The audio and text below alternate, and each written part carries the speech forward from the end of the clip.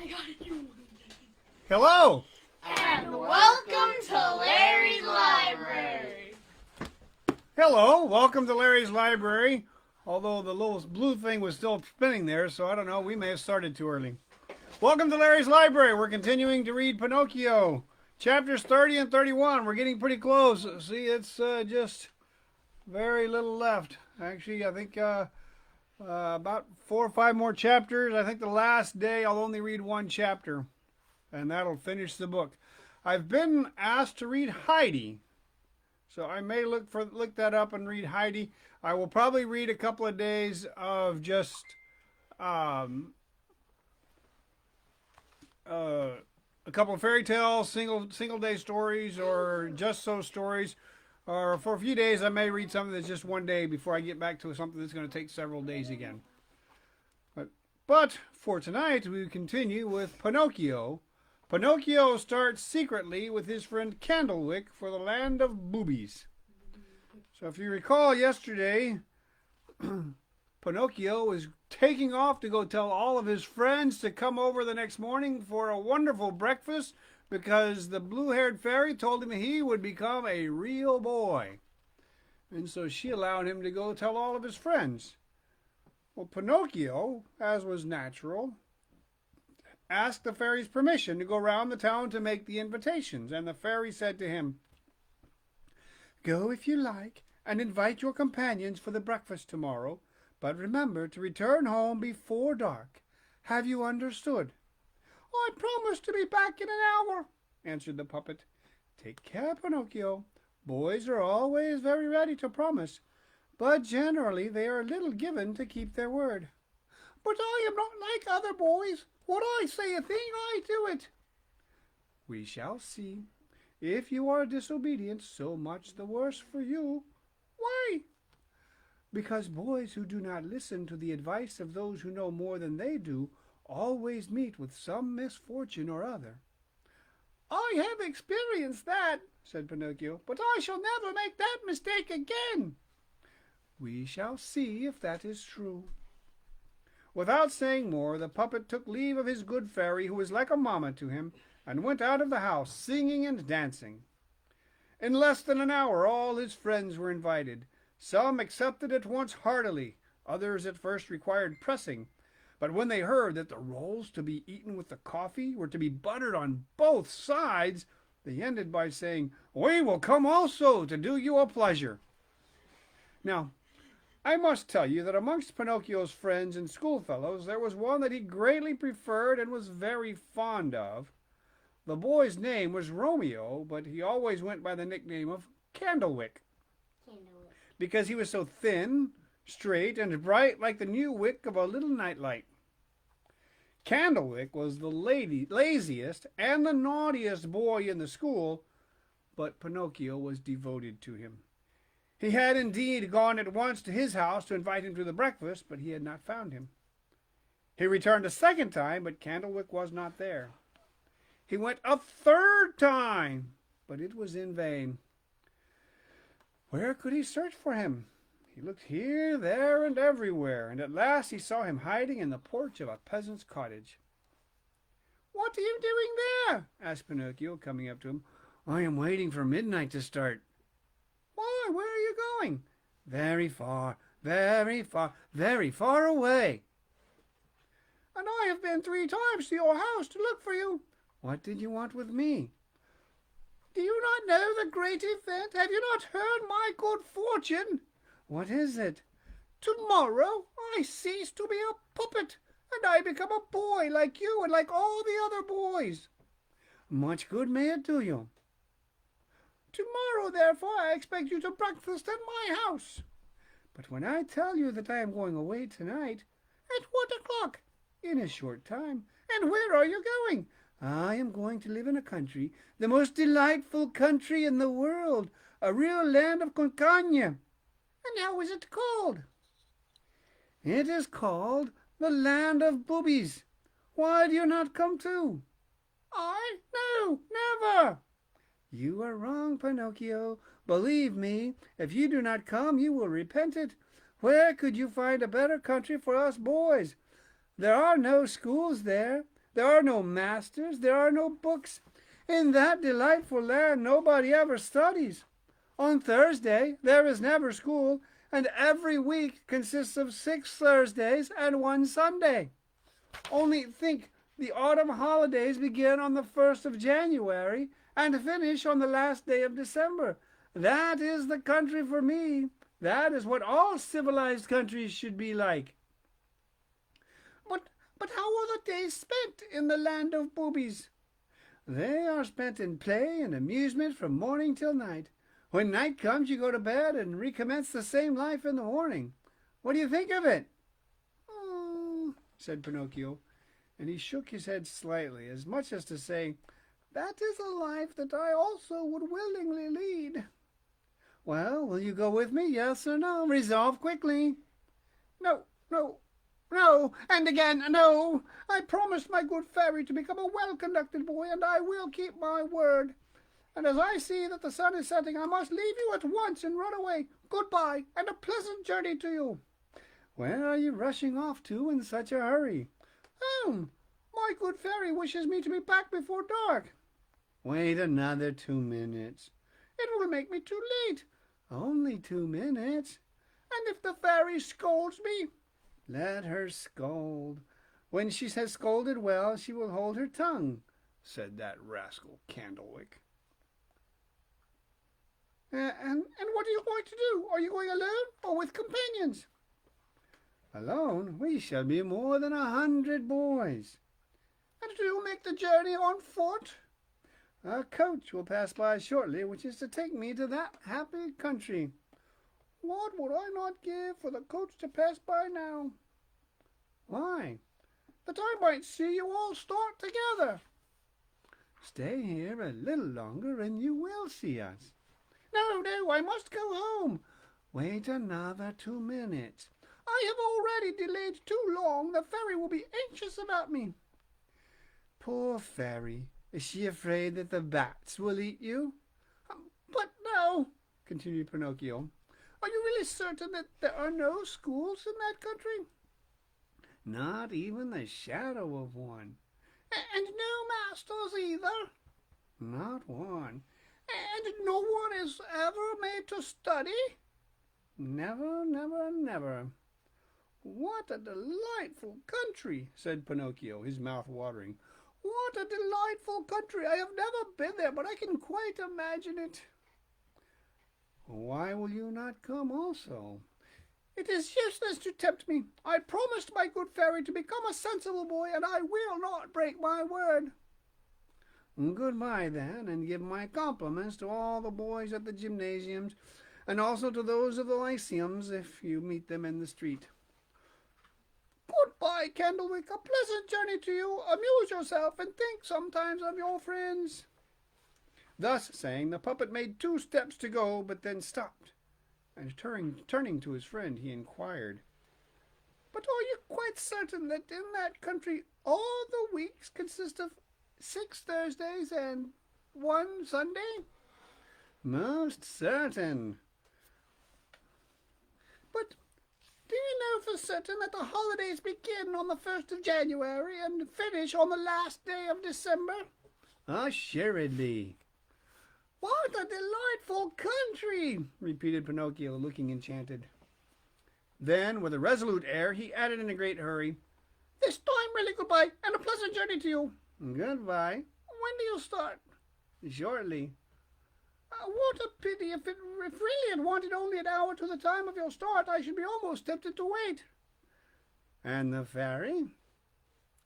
"It is already late. If I return home an hour sooner or an hour later, it will be all the same." "Poor Pinocchio. And if the fairy scolds you?" "I must have patience. I will let her scold. When she has scolded well, she will hold her tongue." In the meantime, night had come on, and it was quite dark.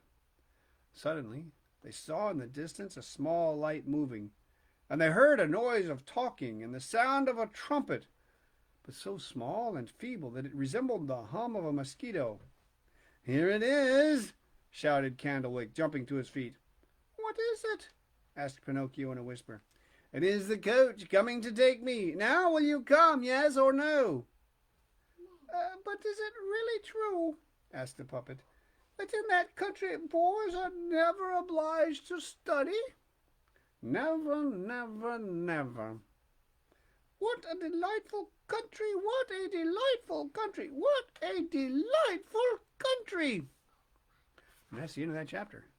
Chapter 31.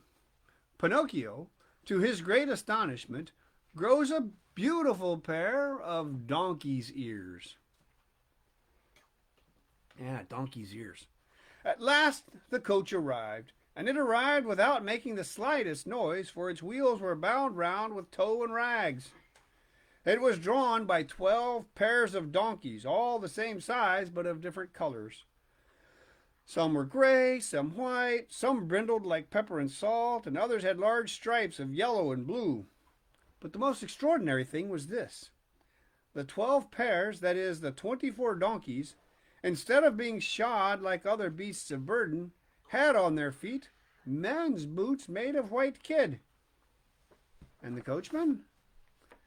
Picture to yourself a little man, broader than he was long, flabby and greasy like a lump of butter, with a small round face like an orange, a little mouth that was always laughing, and a soft, caressing voice like a cat when she is trying to insinuate herself into the good graces of the mistress of the house. All the boys, as soon as they saw him, fell in love with him and vied with each other in taking places in his coach to be conducted to the true land of Cocagne, known on the geographical map by the seductive name of the Land of Boobies. The coach was, in fact, quite full of boys between 8 and 12 years old, heaped one upon another like herrings in a barrel.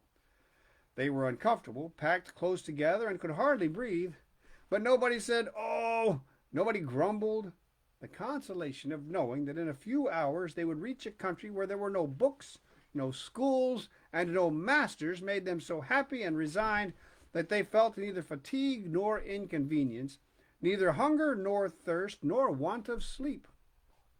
As soon as the coach had drawn up, the little man turned to Candlewick and with 1,000 smirks and grimaces said to him, smiling, "Tell me, my fine boy, would you also like to go to that fortunate country?" "I certainly wish to go. But I must warn you, my dear child, that there is not a place left in the coach. You can see for yourself that it is quite full." "No matter," replied Candlewick. "If there is no place inside, I will manage to sit on the springs." And giving a leap, he seated himself astride on the springs. "And you, my love," said the little man, turning in a flattering manner to Pinocchio, "what do you intend to do? Are you coming with us, or are you going to remain behind?" "I remain behind," answered Pinocchio. "I am going home. I intend to study and to earn a good character at school, as all well-conducted boys do." "Much good may it do you." "Pinocchio," called out Candlewick, "listen to me. Come with us, and we shall have such fun." "No, no, no." "Come with us, and we shall have such fun," cried 4 other voices from inside of the coach. "Come with us, and we shall have such fun," shouted in chorus 100 voices from the inside of the coach. But if I come with you, what will my good fairy say?" said the puppet, who was beginning to yield. "Do not trouble your head with melancholy thoughts. Consider only that we are going to a country where we shall be at liberty to run riot from morning till night." Pinocchio did not answer, but he sighed. He sighed again. He sighed for a 3rd time, and he said finally, "Make a little room for me, for I am coming too." "The places are all full," replied the little man, "but to show you how welcome you are, you shall have my seat on the box." "And you?" "Oh, I will go on foot." "No, indeed, I could not allow that. I would rather mount one of these donkeys," cried Pinocchio. Approaching the right-hand donkey of the first pair, he attempted to mount him, but the animal turned on him and, giving him a great blow in the stomach, rolled him over with his legs in the air. You can imagine the impertinent and immoderate laughter of all the boys who witnessed this scene. But the little man did not laugh. He approached the rebellious donkey, and, pretending to give him a kiss, bit off half of his ear. Pinocchio, in the meantime, had got up from the ground in a fury, and with a spring he seated himself on the poor animal's back. And he sprang so well that the boys stopped laughing and began to shout, "Hurrah, Pinocchio!" And they clapped their hands and applauded him as if they would never finish. But the donkey suddenly kicked up his hind legs and, backing violently, threw the poor puppet into the middle of the road onto a heap of stones. The roars of laughter recommenced, but the little man, instead of laughing, felt such affection for the restive ass that he kissed him again, and as he did so, he bit half of his other ear clean off. He then said to the puppet, "Mount him now without fear.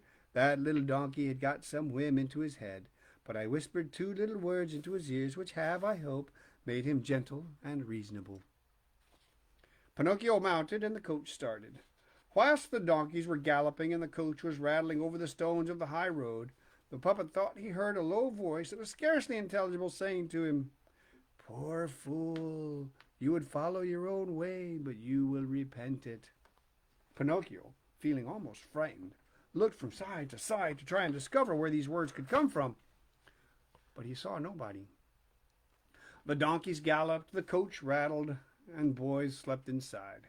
Candlewick snored like a dormouse, and the little man seated on the box sang between his teeth, "During the night I'll sleep, but I sleep never." After they had gone another mile, Pinocchio heard the same little voice saying to him, "Bear in mind, simpleton, boys who refuse to study and turn their backs upon books, schools, and masters, to pass their time in play and amusement, sooner or later come to a bad end. I know it by experience, and I can tell you, a day will come when you will weep as I am weeping now, but then it will be too late." On hearing these words, whispered very softly, the puppet, more frightened than ever, sprang down from the back of his donkey and went and took hold of his mouth. Imagine his surprise when he found that the donkey was crying, and he was crying like a boy. "Sir Coachman," cried Pinocchio to the little man, "here is an extraordinary thing. This donkey is crying." "Let him cry. He will laugh when he is a bridegroom. But have you by chance taught him to talk?" "But have you by chance taught him to talk?" "No, but he spent 3 years in a company of learned dogs, and he learned to mutter a few words." "Poor beast." Come, come," said the little man, "don't let us waste time in seeing a donkey cry.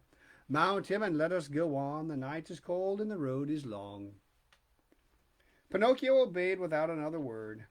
In the morning, about daybreak, they arrived safely in the land of Boobies. It was a country unlike any other country in the world. The population was composed entirely of boys. The oldest were 14 and the youngest scarcely 8 years old.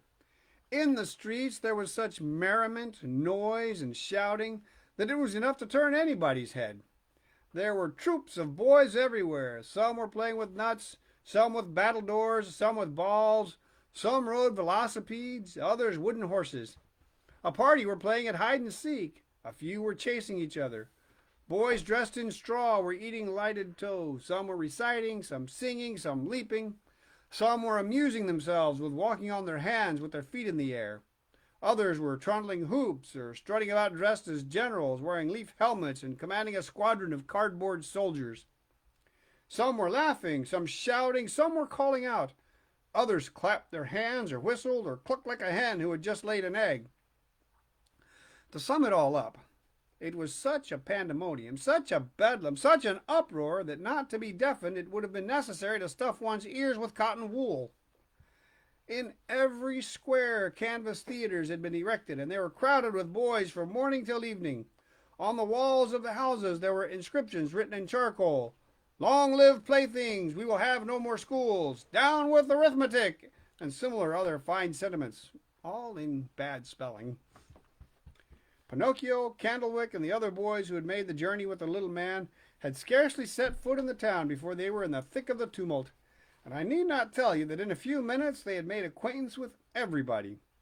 Where could happier or more contented boys be found? In the midst of continual games and every variety of amusement, the hours, the days, and the weeks passed like lightning. Oh, what a delightful life, said Pinocchio whenever by chance he met Candlewick.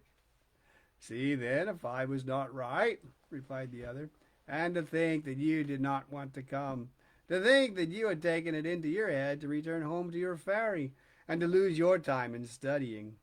If you are at this moment free from the bother of books and school, you must acknowledge that you owe it to me, to my advice, and to my persuasions.